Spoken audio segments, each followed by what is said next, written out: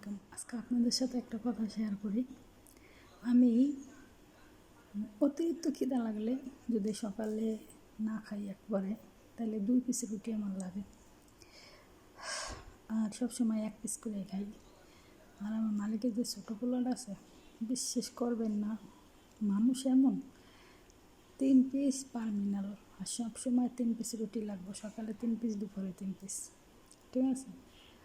আর সকালে 8টা বাজে খাই 3 পিস, আবার দুপুরে 1টা বাজে খাই 3 পিস।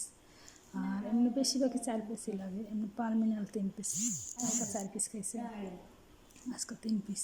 আমি নিজের হাতে ক্রিম দিয়া দিলাম, হাঁপায় খাইতে আছে, দেখাই আপনাদের। দেখছেন, ওই যে 2 পিস কাগজের উপরে আর 1 পিস খাইতে আছে। একটুক মানুষ ভাবলেই অবাক লাগে, ঠিক না?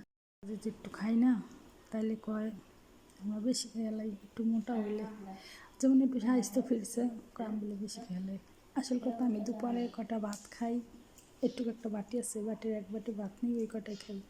রাত্রে তো ভাত খাই না, রাত্রে রুটি এটা সেটা খাইয়া ঘুমাই, 1 বেলায় ভাত খাই। আর এগুলা সারাদিন খায়, মুখটার চূর্ণ নাই, যাতে 2টা 3টা পর্যন্ত খাইতেই থাকবো, ঠিক আছে। আল্লাহ পাক কবে যে বিদেশে থেকে নিব আল্লাহই জানে। যেগুলো দেখে আমার হাসি পেল, আপনাদের সাথে শেয়ার করলাম, ঠিক আছে।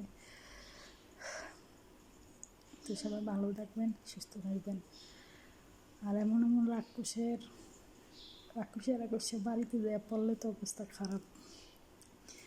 প্রত্যেকটা পোলা পাইন, ঠিক আছে, 8টা পোলা পাইন না, 8টাই সারাদিনই খাইব, তবুও আমি খাই না, পেট ভরে না, ঠিক আছে।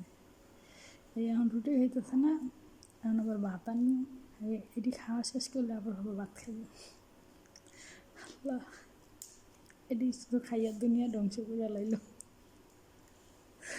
আল্লাহ।